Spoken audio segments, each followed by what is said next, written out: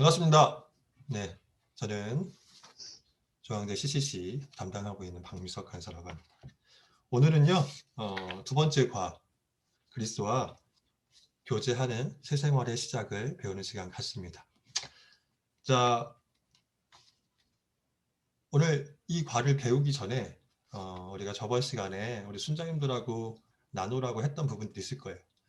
내가 예수님을 믿고 나서 감사했던 것, 하나님 앞에 감사했던 것, 혹 감사했던 것들이 기억이 안 나면 최근에 한 주를 살면서 감사했던 것들이 있다면 무엇이 있었을까? 우리가 감사의 것들을 좀 한번 주님 때문에 감사했던 것들 좀 잠깐 나누면 좋을 것 같은데, 효수야, 주님을 믿고 나서 감사했던 것 중에 가장 기억에 남는 게 뭔 것 같아? 효수는? 어, 이게 딱 믿고 의지할 수 있는 그런 분이 언제나 계셔서 감사한 것 같습니다. 그쵸. 나는 혼자가 아니다. 힘들고 어려울 때 누군가 반드시 내 옆에 있고 함께할 사람이 있다라는 거, 그런 부분들이 클 수 있는 거죠. 자, 그리고 우리 하연이 같은 경우는 좀 어땠어? 예수님 믿고 나서 어떤 것이 굉장히 감사했던 기억이 있어? 저도 약간 비슷한데 음, 약간 혼자 있어도 음, 혼자가 아니다라는 그런 안정감이 좀 있는 것 음, 같아요. 그렇죠. 왠지 모르게 믿고 나서는 내가 혼자 아니라는 생각이 들 때가 참 많아요. 저번 시간 우리가 배웠던 것처럼 예수님께서 우리 안에 들어와 계시고 그분 때문에 우리가 혼자 있지 않다라는 것. 그리고 그 예수님 때문에 이렇게 뭐 현수도 그렇고 하연이도 그렇고 경보도 그렇고 우리 성아도 그렇고 이제는 우리가 하나님의 자녀로서 한 형제가 됐다라는 것. 그래서 더 이상 외로운 존재가 아니라 함께 하시는 존재, 든든한 존재가 되었다라는 것이 어떻게 보면 가장 큰 하나님 앞에 감사 제목이지 않을까 그런 생각을 저 역시도 해보게 되는 것 같습니다. 자, 그렇다면 오늘 교제, 이제는 관계를 뛰어넘어서 이제 교제로 넘어가는데요. 자, 교제에 대해서 우리가 함께 배워보는 시간을 갖겠습니다. 자, 다음 거를 보면요. 스마일이라고 합니다. 스마일. 아우, 고양이 귀엽죠? 예. 저희 집 고양이도 이렇게 귀여울 때가 있었는데 지금은 이제 거의 아주머니가 돼가는 과정 가운데 있어가지고요. 아주 듬직한 성인 고양이가 되고 있습니다. 어쨌든 이 고양이를 보면 스마일이 딱 생각이 나는 것 같아요. 이게 기쁘죠. 자, 왜 스마일이라고 했는지 우리가 보는 시간 갖겠습니다. 자, 페이지 15페이지 보면은 이런 글이 나옵니다. 제가 읽어드릴게요. 모든 그리스도인은 자신의 생활 속에서 죄를 고백하는 법을 배워 실천함으로써 순간순간 하나님과의 교제를 체험할 수 있습니다. 예수 그리스도와 교제하는 새 생활은 곧 풍성하고 충만한 생활을 누릴 것입니다. 라고 하고 있습니다. 자, 요 글, 다 제가 보내준 자료 가지고 계시죠? 책 있는 사람도 있고. 자, 요 글을 봤을 때 무슨 모양 같아, 그치? 무슨 모양일까, 이게? 뭔가 글을 뭔가 그림으로 만든 것 같아, 그치? 뭔 것 같아? 힌트 제가 이미 말했어요. 이 그림이 뭐를 의미할까?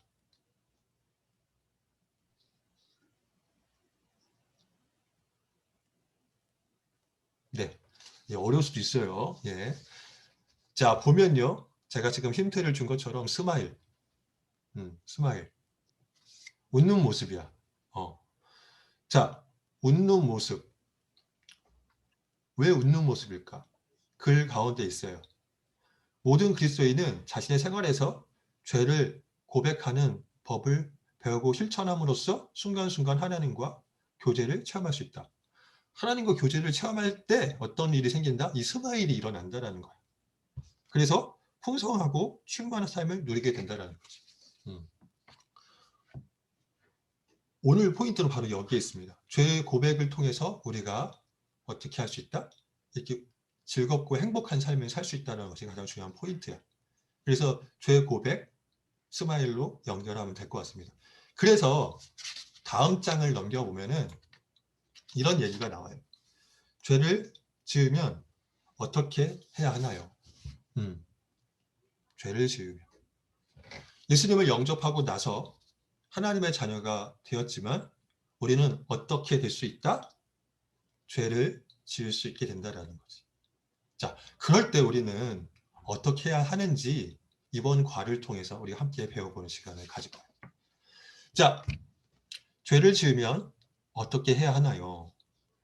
현수가 예수 그리스도를 영접했을 때 현수는 그분과 개인적인 관계를 맺은 것입니다. 즉 경보는 하나님의 자녀가 되었고 그분의 생명을 받았으므로 그리스도인이라고 불리게 되었대. 경보가. 그런데 많은 그리스도인들이 가지고 있는 공통적인 질문이 있어. 어떤 거냐면 내가 죄를 짓거나 하나님이 기뻐하시지 않는 일을 내가 했을 때 나는 어떻게 될까? 하나님과의 관계는 끊어지는 것 아닌가? 또는 예수께서 나의 삶을 떠나실까? 라는 이런 여러 가지 의문을 가질 때가 있다라는 거지. 예수님을 믿었지만 내가 죄를 지었을 때 하나님이 날 미워하셔서 날 떠나실 거야. 나와 함께하지 않으실 거야 라고 생각할 수 있다라는 거지. 그리고 예수님을 믿고 영접하고 했지만 믿음을 갖는 게 너무 어려워서 교회 생활을 오랫동안 안 한 케이스. 신앙적인 생활을 제대로 하지 못하는 사람들 가운데 이런 고민을 하는 사람이 있을 수 있다라는 거지. 그치? 그래서 그런 고민을 하는 사람들을 향해서 오늘 우리가 이 과를 배우는 시간을 가질 겁니다. 그래서 이번 교재를 통해서 우리가 크게 세 가지를 또 배울 텐데 첫 번째는 관계와 교제의 차이점. 그래서 이 관계와 교제를 통해서 하나님이 우리와 함께 하시는지 아니면 떠나는지 그 부분들을 고민하는 시간을 가질 거고 세 번째는 세 사람. 스포를 하면 예수님을 아주 신령하게 믿는 사람, 그리고 예수님을 믿지 않는 사람, 그리고 예수님을 믿지만 예수님한테 죄를 지었거나 예수님과의 어떤 교제와 사귐이 끊어진 사람, 이 세 사람을 통해서 우리의 모습을 보는 시간을 가질 거예요. 그리고 마지막 세 번째는 예수님을 믿었지만 죄 때문에 신앙을 잃거나 의문을 가지고 있는 사람들이 어떻게 이 죄를 고백하는 것을 통해서 신령한 사람, 예수님과 동행하고 있는 사람이 어떻게 될 수 있는지 이 세 번째를 통해서 또 배우는 시간을 가질 겁니다. 그래서 오늘은 길게 하지 않고요. 짧고 굵게 한번 하도록 노력해 보겠습니다. 자, 그래서 첫 번째 관계와 교제의 차이점에 대해서 배울 텐데 그렇다면 이 두 가지 관계, 교제에 대한 정의를 알아야 되겠지. 그래서 이 관계에 대한 부분을 우리 현수가 한번 쭉 한번 읽어줄래? 없어가지고 없어요? 그 순장님이 혹시 안 보내줬나요, 그 자료? 네, 요번 거는 없습니다. 아, 안 보내줬군요. 혹시 하연이 받았어? 네, 저 받았습니다. 그러면은 하연이가 네. 그러면은 관계에 대해서 한번 읽어주시면 감사하겠습니다. 네. 하나님과 우리 사이의 관계와 교제의 차이는 아버지와 자녀의 관계를 들어 설명할 수 있습니다. 한 가정에 아기가 태어나면 아기는 그 아버지의 자녀입니다. 왜냐하면 그 아기 안에는 아버지의 생명이 있기 때문입니다. 그 아기는 자기 아버지의 성을 갖게 됩니다. 그런데 이 아이가 자라서 아버지를 화나게 하는 일들을 많이 행하고 집을 떠났다고 가정해 봅시다. 그는 여전히 그의 아버지의 자녀일까요? 예, 그렇습니다. 그 아버지의 자녀입니다. 자녀의 행위가 어떠하든지 부자 관계는 변하지 않고 지속됩니다. 네, 그렇습니다. 자, 그러면 우리가 요거를 한번 또 보면서 같이 또 이야기를 하면 좋을 것 같은데요. 하나님과 우리 사이의 관계를 뭘로 표현하고 있어요? 이 글에 의하면. 힌트, 첫 번째 줄에 있습니다. 하나님과 우리 사이의 관계를 뭘로 보고 있다? 마이크 다. 개인적인 관계, 그렇죠. 개인적인 관계인데 조금 더 자세하게 또 얘기한 부분이 있어요. 관계에 대한 부분에서 첫 번째 줄에 나와요. 힌트. 부자 관계? 그렇죠. 부자 관계로 묘사하고 있습니다. 하나님과 우리의 관계는요, 우리는 하나님의 자녀라고, 그리고 하나님은 우리의 아버지 되신다라고 표현하고 있어요. 여러분도 많이 알겠지만 성경의 곳곳에서 하나님과 우리의 관계를 부자 관계로 묘사한 부분들이 굉장히 많이 있습니다. 네, 이것처럼 하나님과 우리와의 관계는요, 부자 관계, 우리는 하나님의 자녀라는 거죠. 그래서 아버지, 나, 아들, 그렇다는 것입니다. 자, 이렇게 되었을 때 이 관계 있잖아요. 이 관계, 아버지와의 나의 관계는 어떨까? 깨질 수 있을까? 깨질 수 없을까? 다른 말로 표현하면은 나 이제 아버지 아들 안 할래요 라고 한다고 해서 이 관계가 깨질까? 안 깨질까? 어떤 것 같아요? 네, 다 고개 절레절레 하죠. 그렇죠? 맞아요. 내가 아버지 아들 아니야 라고 한다고 해서 내가 아버지 아들이 아닌 게 아니에요. 왜? 생물학적으로, 물리학적으로 변함없는 그런 관계일 수밖에 없다라는 거예요. 관계는 한번 맺으면 어떻다? 깨진다? 깨지지 않는다? 깨지지 않는다라는 거예요. 그래서 이 후반부에 보면은 부자 관계는 어떻다? 영원 불변하다라고 하고 있어요. 네. 그래서 이 관계를 되게 잘 봐야 돼요. 그래서 우리 역시도 하나님과 우리와의 관계가 한번 맺어지면 어떻다? 깨져지지 않는다. 영원 불변하다라는 거예요. 관계 자체는 깨질 수 없다라는 거죠. 그런데 관계는 이런데 교제는 좀 다른 것 같아요. 그래서 교제에 대한 부분을 우리 경보가 한번 읽어줄래? 저도 그걸 못 못 받아가지고. 받았구나. 그러면 현수가 받았으니까 방금, 그쵸? 현수가 한번 읽어주시면 고맙겠습니다. 저도 보내드릴게요. 현수가 이제 그 밑에 읽으면 되는 건가요? 네, 교제에 대한 부분을 읽어주시면 되겠습니다. 네, 그러나 이들 부자 사이의 교제는 어떻게 될까요? 아들의 행동 때문에 부자 사이의 교제는 끊어지고 맙니다. 이는 가슴 아픈 일입니다. 이 아들이 아버지와의 교제를 회복하기 위해서는 어떻게 해야 할까요? 그는 아버지께 가서 그의 잘못을 시인하고 용서를 구해야 합니다. 이 예화를 우리와 하나님과의 관계에 적용해 봅시다. 네, 감사합니다. 네, 단톡방에 올렸어요. 그거 해서 참고하시면 돼요. 자, 관계는 끊어지지 않지만 이 교제는 어떨 수 있다라고 얘기하고 있어요. 끊어질 수 있다라고 얘기하고 있습니다. 그렇죠? 왜? 간단해요. 내가 아버지가 싫어서 떠나면 되는 거야. 아버지랑 이해하지 않으면 어떻게? 교제가 끊어지는 것을 얘기하고 있어요. 예. 이거는 그렇게 어려운 내용이 아닙니다. 그래서 관계와 교제의 어떤 특징적인 부분들이 있다면 관계는 한번 맺어지면 끊어지지 않는다. 근데 교제는 누군가의 잘못, 누군가의 교제를 하지 않는 마음이나 태도가 있다면 충분히 어떨 수 있다? 단절이 되고 끊어질 수 있다는 걸 이야기하고 있어요. 그래서 이 부분을 밑에서 정의하고 있어요.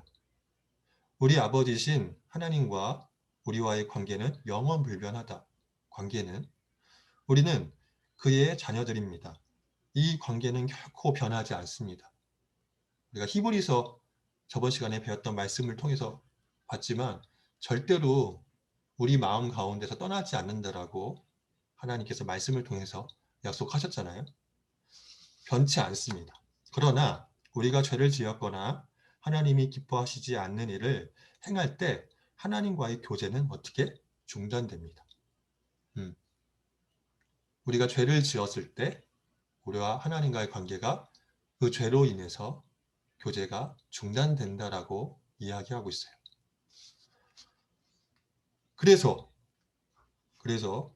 그러므로 하나님과의 교제를 다시 회복하기 위해서는 우리의 잘못을 어떻게 해야 된다? 시인하고 그의 용서하심을 받아들여야 한다.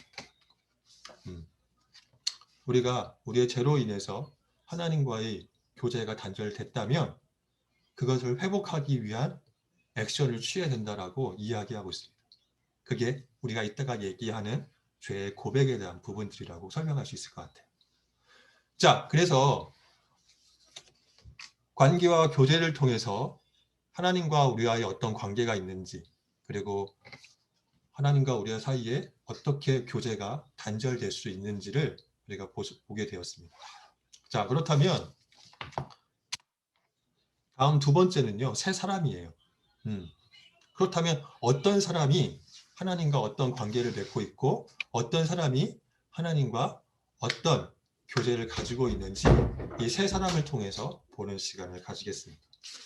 자, 첫 번째 사람 그림 다 보이시죠? 그림을 보면요, 그 세 종류의 사람이 이렇게 있어요. 아직은 거기에 정의가 내려 있지 않잖아요. 빈칸이죠.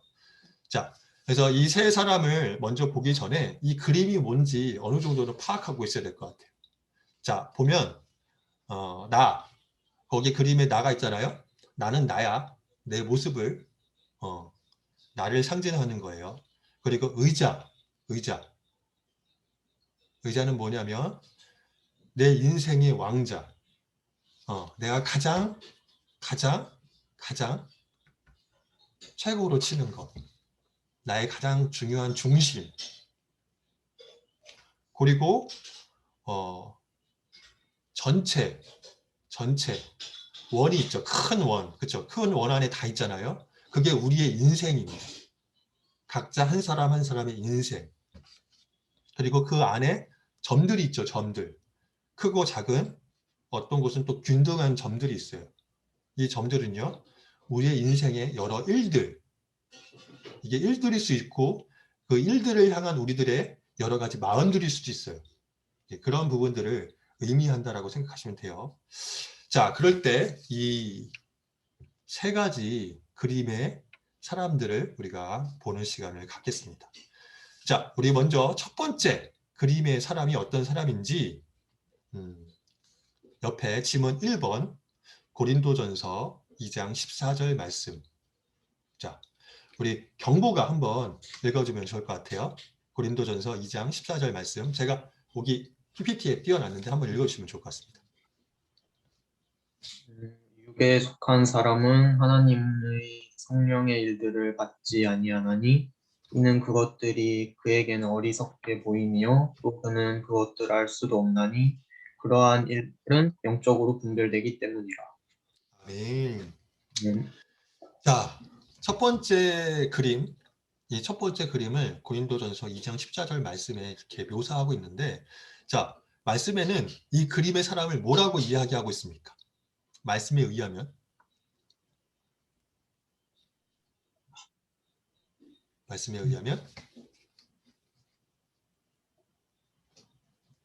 육에 속한 사람은 하나님의 성령의 일들을 받지 않으니 이는 그것들이 그에게 어슷게 보이며 그는 그것들을 알 수도 없나니 그러한 일을 영적으로 분별되기 때문이라.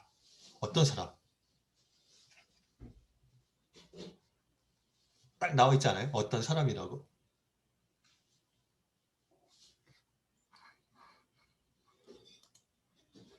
어떤 사람일까요? 육에 속한 사람? 맞습니다. 감사합니다. 초반에 육에 속한 사람은 하고 얘기하고 있어요. 그렇죠? 자, 이 첫 번째 그림을요, 어떻게 이야기하고 있느냐면 육에 속한 사람이라고 이야기하고 있습니다. 책이 있다면 기록하시면 돼요.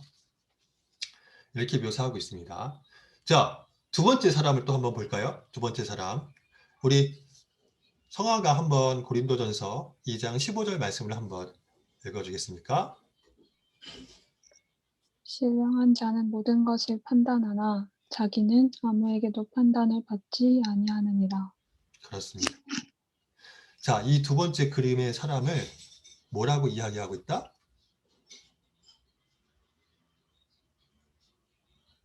뭐라고 이야기하고 있다? 마이크가 꺼져 있어서 신령한 자. 그렇습니다. 맞아요. 신령한 자라고 이야기하고 있어요. 자, 그렇다면 세 번째 사람을 성경에서 뭐라고 얘기하는지 우리 현수가 한번 또 읽어줘요. 형제들아, 내가 신령한 자들을 대함과 같이 너에게 말할 수 없어서 육신에 속한 자, 곧 그리스도 안에서 어린 아이들을 대함과 같이 하노라. 네, 그렇습니다. 자, 그러면 이 세 번째 사람은 뭐라고 이야기하고 있다? 육신에 속한 자. 맞습니다. 육신에 속한 사람이라고 하고 있어요. 이게 한문의 영역이라서 어떻게 묘사하냐면 육과 신, 우리의 몸, 그리고 하나님께 속한 자, 약간 뭔가 양다리 걸친 그리스도인으로 묘사가 되고 있습니다. 자, 그래서 밑에 이제 또 3번 질문의 밑에 부분에 또 글이 있잖아요. 제가 한번 읽어드릴게요. 이 자연인은 이제 설명하고 있어요. 자연인은 그의 생활 속에서 예수 그리스도를 모시고 있지 않지만 성령의 사랑과 세상적인 그리스도인의 생활 속에서는 모두 그리스도가 계십니다. 뭐냐면 자연인은 아직 예수님을 영접하지 않은 사람이야. 그래서 그리스도인이 아니라는 거지. 예수님이 안 계신 사람이야. 근데 성령의 사람과 세상적인 그리스도인. 두 번째랑 세 번째 사람은 그리스도인이라는 거지. 그 안에 어떻게? 그리스도가 계신다라고 하고 있어요. 그들은 그리스도인입니다. 그래서 두 번째와 세 번째 사람들. 그러나 그들은 차이가 있대. 두 번째 사람과 세 번째 사람은 큰 차이가 있다라는 거예요. 이제는 어느 그림의 사람이 하나님과의 관계와 교제를 모두 가지고 있는지를 살펴봅시다. 우리가 관계 교제를 통해서 이 사람이 하나님과 관계가 있는지, 교제가 있는지를 보게 될 거라는 거예요. 자, 그렇다면 첫 번째 그림, 자연인, 예수님을 아직 영접하지 않은 사람, 예수님이 없는 사람. 이 사람은 관계가 있을까? 하나님과의 관계? 그렇죠? 하나님 관계가 없죠. 아직 예수님을 영접하지 않았으니까. 그렇다면 교제도 어떻게 될까요? 교제도 그렇죠.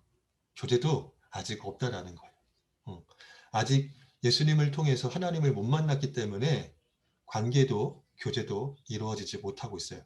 그래서 이 그림을 보면 어떤 모습이냐면 내 인생의 왕자에 자기 인생의 왕자에 자기 중심에 자기가 앉아있는 사람.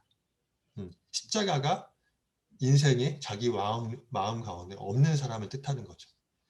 그럴 때 이제 성경은요, 이런 점들이 뭔가 불규칙적인, 혼란스러운 상황 가운데 있다라고 묘사하고 있습니다. 자, 이게 첫 번째 자연인의 모습이에요.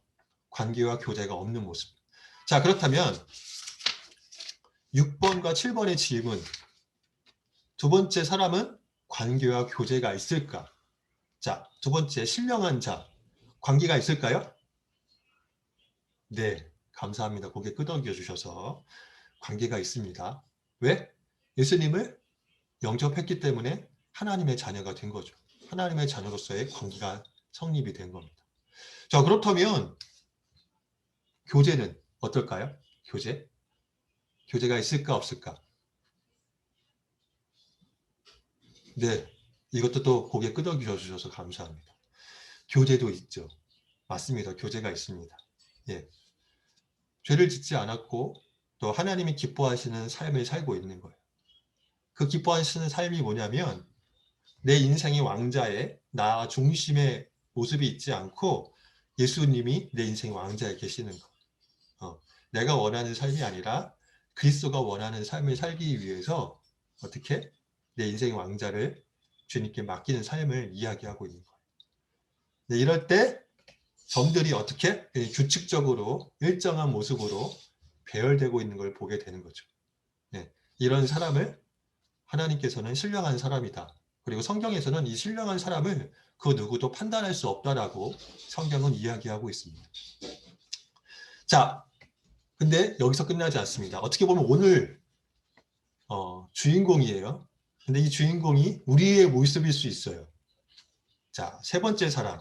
그럼 세 번째 사람은 관계와 교제가 있을까 한번 보겠습니다. 자, 이 세 번째, 육신에 속한 사람. 관계가 있을까요? 관계가 있을까요? 네, 감사합니다. 고개 끄덕여주셨어요. 관계가 있어요. 왜?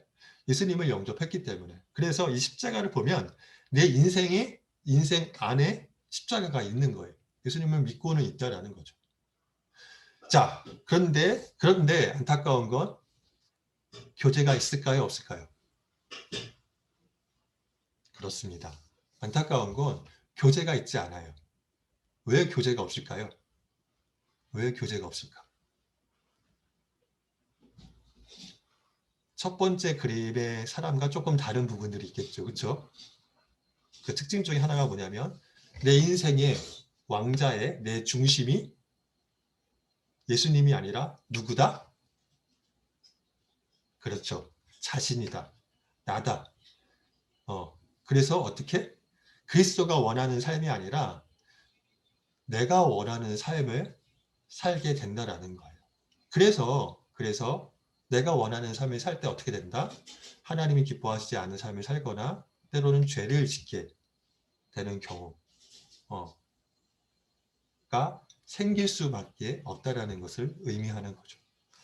그래서 보면요, 이런 사람은요, 첫 번째 사람처럼 그 원이 굉장히 불규칙하고 사방 이곳저곳으로 불규칙하게 흩어져 있는 모습들을 보게 됩니다.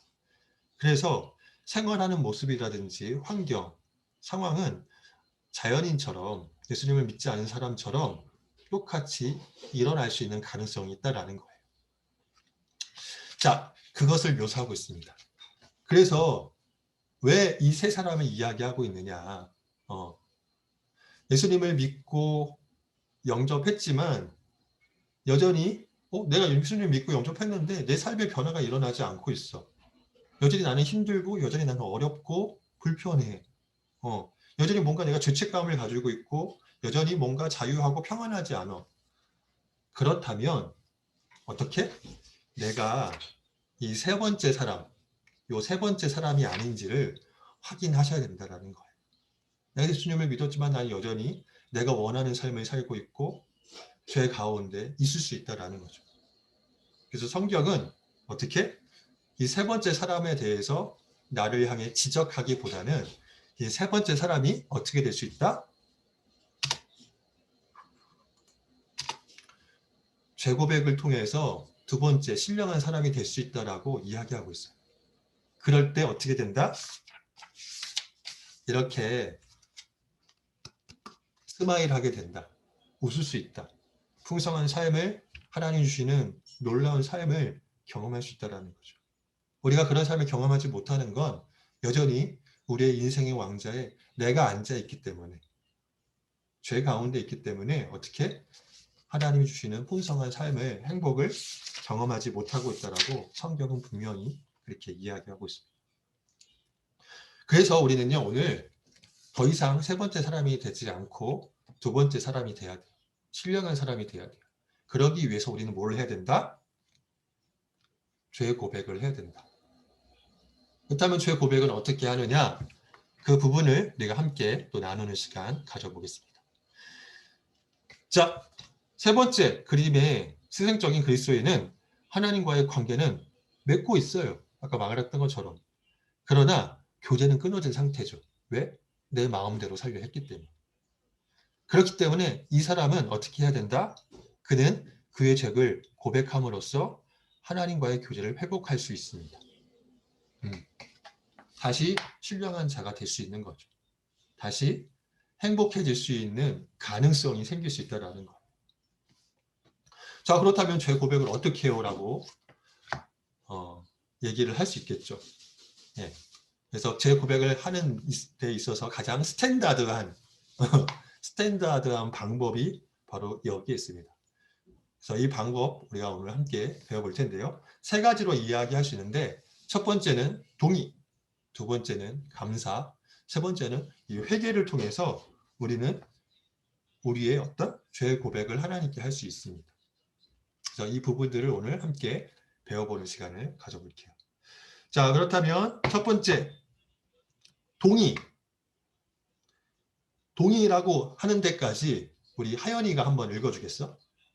우리가 라부터 동의합니다까지 한번 읽어주시면 감사하겠어요. 마이크 켜주시고요.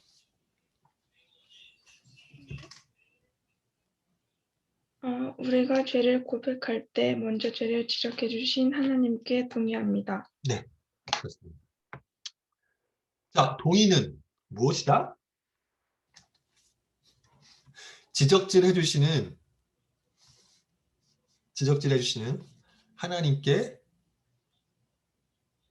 저는 조금 다른 말로 표현하면 인정하는 것이다. 지적질을 해주시는 하나님의 말씀에 내가 인정하는 것이 동의다. 이게 가장 첫 번째라는 거죠. 우리는 우리가 죄를 지었다는 것을 모를 수도 있어요. 그리고 그것에 대한 근거가 반드시 중요해요. 내가 죄를 지은 것이, 내가 죄를 짓고 있다는 것에 대한 근거가 굉장히 중요한 거죠. 내가 죄를 짓는 게 뭐야? 라고 할 때 우리는 근거를 가질 필요가 있어요. 그 죄를 짓는 근거. 그것은 바로 다른 데 있지 않고 제가 저번 시간에도 계속 했지요. 모든 것에 기독교인이 갖는 근거는 모든 것에 있어서 뭐다? 그렇습니다. 하나님의 말씀, 성경. 우리는 성경을 통해서 우리가 죄 지었음을 어떻게 인정할 수 있다라는 거예요. 우리는 우리 양심, 세상에서 말하는 법, 그것이 우리의 죄를 지은 것에 대한 근거가 아니라 우리는 철저히 무엇에 근거를 둬야 된다? 성경에 근거를 둬야 된다는 거예요. 그래서 하나님이 구약시대 때는 뭘 주셨다? 십계명, 율법서. 그래서 네가 죄를 짓고 있다. 잘못하는 것이 무엇이다라는 부분들을 그런 구약의 말씀, 십계명을 통해서 우리에게 주셨다는 거죠. 그리고 예수님이 온 다음에는 무엇이다? 바로 복음서, 신약을 통해서 우리가 무엇이 잘못됐고 무엇이 옳은지에 대한 지침, 근거는 바로 신약 말씀을 통해서 주셨다는 거예요. 그래서 이 신구약 말씀, 통틀어 성경 말씀은 우리가 어떤 죄를 지었는지에 대한 근거이고 우리가 그것을 인정할 때 어떻게 죄 고백하는 가장 첫 번째 단계를 밟을 수 있다는 거예요. 내 양심에 느낌이나 감정에 그리고 뭐 세상의 도덕적 기준에 의해서가 아니라 우리 기독교인은요 철저히 성경적 근거 하나님 말씀을 통해서 우리의 죄가 어떻게 드러나야 된다라는 거 하나님께 고백되어져야 되고 인정되어져야 된다라고 얘기하고 있는 거죠. 그래서 우리가 이 첫 번째 부분을 표현할 때 가장 적절한 표현 중 하나가 뭐냐면 결국은 성경 말씀을 믿고 인정할 때 우리가 동의할 수 있다라고 할 수 있는 거죠. 자, 그렇다면 죄 고백의 두 번째 감사라고 했어요. 감사. 그 감사라는 부분에 저를 우리 경보가 한번 또 읽어줄래? 그리고부터 시작해서 감사드립니다.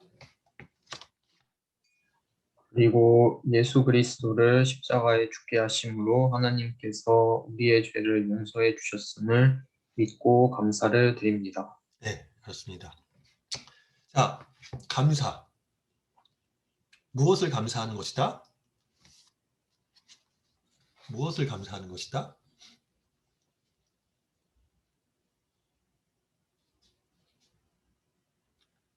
이건 조금 죄를 용서해 주신 죄를 용서해 주신 것에 대해서 감사하는 것이다.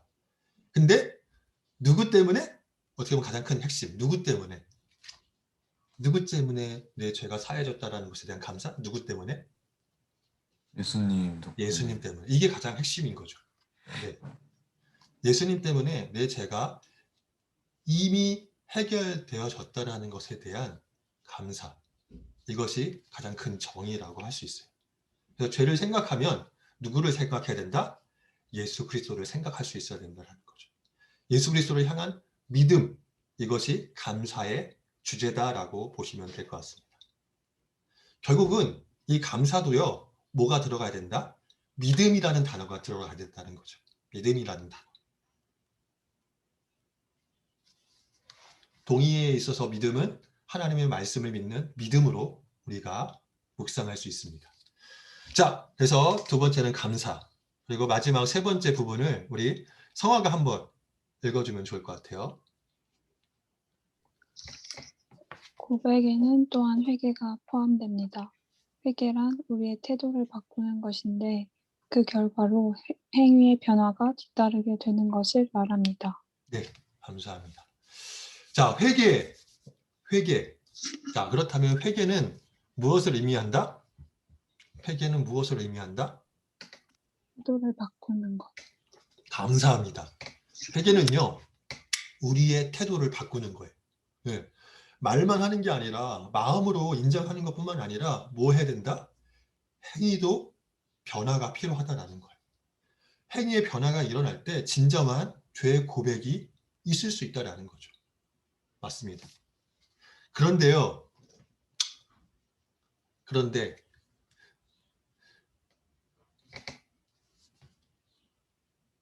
태도가 쉽게 변할까요? 그치. 쉽게 변하지 못하지. 그치. 이게 진짜 굉장히 중요한 거야. 여러분들한테도 있을 수 있을 것이고, 간사님한테도 있고, 그런 거 많잖아. 내가 매번 회개하지만, 매번 바꾸려고 노력하지만, 바꿀 수 없는 것들이 참 많잖아. 그치? 그럴 때마다 참 딜레마에 빠지는 것 같아요. 그래서 이 회개가 뭐가 필요하냐면, 이 회개는 결국은 내가 하는 게 아니라는 거예요. 말로는 내가 하지. 근데 진정한 회개를 할 수 있게 해주시는 분이 또 따로 있다는 거예요. 사실 이게 굉장히 중요해요. 여기에는 나와 있지 않지만 제가 단연간 이것을 전하는 과정 속에서 묵상했던 하나님 말씀이 있습니다. 회개는 내가 하는 게 아니에요. 내 마음까지는 내가 할 수 있지. 의지를 드리려고 할 수도 있어요. 근데 그 의지는 어떻게 될 수밖에 없다? 한계가 올 수밖에 없다라는 거예요. 그렇죠? 왜 우리는 늘 똑같은 죄를 너무 자주 범하니까. 그때마다 나는 여전히 회개를 하더라도 이거는 변화되지 않아라고 얘기할 수 있는 거죠. 근데 진정한 회개가 일어날 수 있다라고 하고 있어요. 성경은. 무엇을 통해서? 누구를 통해서? 제가 마치면 스타벅스 상품권 드릴게요. 마치면 가장 중요한 핵심이야. 자, 무엇을 통해서 할 수 있을 것인가? 스타벅스 상품권 진짜 드리겠습니다. 수업 끝나자마자 바로 보내드릴게요. 자, 무엇을 통해서 회개를 진짜로 할 수 있을까? 근데 딱 진짜 그거밖에 없어요. 무엇을 통해서 우리는 진정한 회개를 할 수 있을까? 자, 뭐 공짜니까 한번 이것저것 다 얘기해 보세요. 네, 회개기도. 회개 기도. 예, 아쉽습니다. 근데 회개 기도는 맞는데 가장 중요한 게 있어요. 가장 중요한 거.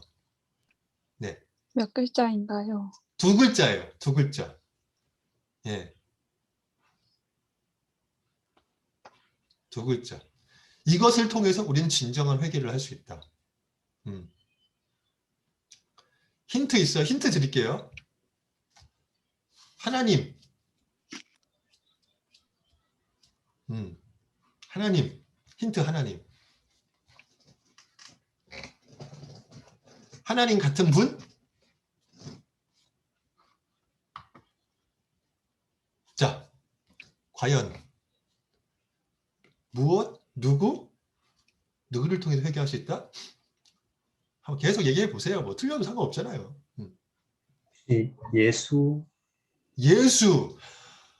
다음 힌트가 예수였어요. 다음 힌트가 예수였어요. 아쉽네요. 예수까지 갔으면 거의 다 온 거야. 자, 무엇 누구일까? 과연 무엇 누구를 통해서 우리는 진정한 회개를 할 수 있을까? 예수 그리스도. 예수 아니죠. 아쉽네요. 정말 스타벅스 상품권을 드리고 싶어요. 하연아 한번 맞춰봐. 아무거나 한번 찍어봐. 예수님? 성령, 어? 성령. 성령님 맞았습니다. 예. 스타벅스 상품권 제가 수업 끝나면 바로 보내드리겠습니다. 맞아요. 성령님이에요. 우리의 회개를 제대로 해줄 수 있는 분 오직 한 분입니다. 바로 성령님이에요. 보혜사 성령님을 통해서 우리가 진정한 회개를 할 수 있어요. 사실은 우리가 다음 과에 배울 거예요. 이 부분이.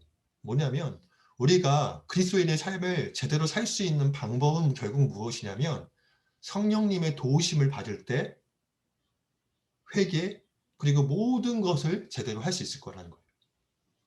우리는 우리의 능력으로 할 수가 없습니다. 그래서 예수님께서 승천하실 때 어떻게?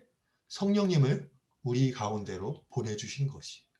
그래서 제자들이 예수님이 없다 하더라도 성령님을 통해서 예수님과 같은 삶을 후에 살 수 있게 되었던 거죠.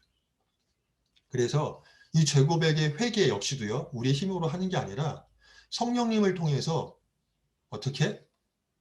우리의 죄와 우리의 육신의 모습과 어떻게? 이렇게 싸우신다. 그것을 이기신다. 라고 성경은 분명히 얘기하고 있습니다. 자, 그러면 결국은 이 죄고백은 여러분들에게 무엇을 얘기하고 있냐면 결국 성부, 성자, 성령님을 제대로 믿고 신뢰하고 나아갈 때 주시는 하나님의 은혜라는 거죠. 내가 성부, 성자, 성령 하나님을 내가 믿고 신뢰할 때 이 죄 고백을 어떻게 할 수 있게 된다라는 거예요. 이게 가장 중요한 핵심 중에 핵심이라고 보시면 됩니다. 그래서 내가 동의를 못할 때, 감사를 못할 때, 회개를 못할 때 내가 성부, 성자, 성령 하나님을 내가 믿습니다. 믿고 있습니다. 그리고 도와주십시오라고 기도한다면 하나님께서 도와주신다라는 거예요. 그 사실을 잊지 않았으면 좋겠어요. 자, 그러면 다 왔습니다. 그리스도인은 죄를 지었거나 자신이 다시 마음의 왕자를 차지하게 되었을 때, 즉 자신 죄를 고백한다면 하나님께서 곧 교제를 회복해 주신다는 사실을 이해하는 것이 매우 중요하다는 거예요. 내가 죄 가운데 있을 때, 하나님과 떨어져 있을 때 어떻게 해야 된다? 죄를 고백하면 하나님께서 어떻게 다시 회복해 주신다. 그렇게 말씀하고 계신다라는 거죠. 그걸 어디에? 바로 요한일서 1장 9절 말씀을 통해서 우리에게 약속하신다라는 거죠. 제가 아까 또 항상 얘기했지만 우리 믿음의 모든 근거는 어디에 있다? 그쵸? 성경 말씀에 있다라는 거예요. 그 사실을 잊지 않았으면 좋겠어요. 그래서 요한일서 1장 9절을 통해서 우리가 죄 지었을 때 어떻게? 죄를 고백할 수 있어요. 우리는 여전히 하나님의 자녀라는 사실을 기억할 수 있고 하나님이 우리의 죄를 어떻게 깨끗해 하실 것에 대한 기대를 가질 수 있는 거예요. 그래서 이 말씀을 또 함께 읽었으면 좋겠는데요. 우리 아까 정답을 맞힌 우리 하연이가 한번 이 말씀을 읽어주시면 감사하겠습니다. 만일 우리가 우리 죄를 자백하면 그는 미쁘시고 의로우사 우리 죄를 사하시며 우리를 모든 불의에서 깨끗하게 하실 것이요. 아멘. 자, 만일 우리가 우리 죄를 자백하면, 우리가 죄를 지었을 때 우리 죄를 자백하면 어떻게? 하나님은 미쁘시고 의로우시대요. 그런 분이래요. 정죄하고 판단하기보다 이런 분이라는 거예요. 우리를 기쁘게 보시는 분이라는 거예요. 의로운 분이라는 거지. 그분이 어떻게 하신다? 우리의 죄를 사하여 주신다라는 거죠. 그리고 어떻게? 우리의 모든 불의, 잘못된 상황 속에서 우리를 건져주시고 깨끗하게 해주실 것이다라는 거죠. 그래서 저번 시간에 세 가지 선물 속에서 마지막 새로운 체험에서 이야기 나눴잖아요. 하나님의 자녀로서 그 누구도 우리와의 관계를 갈라놓지도 끊지도 빼앗아갈 수도 있다 없다? 네, 없다라고 하셨잖아요. 이것처럼 우리를 늘 어떻게 깨끗하게 해주시는 분이라는 거죠. 그래서 내가 그런 어려운 상황 가운데 있을 때 이 말씀을 기억하고 우리는 예전과 같은 죄인이 아니다. 이미 우리는 예수님 때문에 이런 존재다라는 것을 항시 기억하셨으면 좋겠습니다. 자, 그래서 밑에 있는 10번과 11번의 지문을 또 한번 봤으면 좋겠는데 이 말씀에 의하면 우리가 죄를 지었을 때 어떻게 해야 된다? 죄 지었을 때 어떻게 해야 된다? 자백, 죄 지었을 때 자백하는. 그렇죠. 죄를 자백하는, 죄를 고백하는. 죄를 고백한다면 어떻게 하신다? 어떻게 약속하셨다? 경보 어떻게 하신다고 약속하신 것 같아? 죄를 사하여 주시고 모든 불의에서 깨끗하게. 네, 죄를 사하여 주시고 모든 불의에서 우리를 깨끗하게 하신다. 이것이 가장 핵심이 되는 부분입니다. 그래서 우리가 그런 어려운 상황이 있을 때 항상 그 마음을 잃지 않고 죄책감 가운데 있지 않고 하나님 앞에 나가려고 믿음으로 하나님 앞에 나갔으면 좋겠습니다. 자, 그래서 오늘 이과 그리스도와 함께 교제하는 새 생활의 시작을 배웠습니다. 그래서 크게 세 가지로 나눠서 배웠어요. 첫 번째는 관계와 교제에 대한 차이점, 정의와 차이점을 얘기했고요. 두 번째는 세 사람, 자연인, 육에 속한 사람, 그리고 두 번째는 신령한 사람, 그리고 세 번째는 육신에 속한 사람. 이 세 사람을 배웠어요. 근데 이 세 번째 사람이 두 번째 사람, 신령한 자가 되기 위해서는 뭐 해야 된다? 뭐 해야 된다? 세 번째?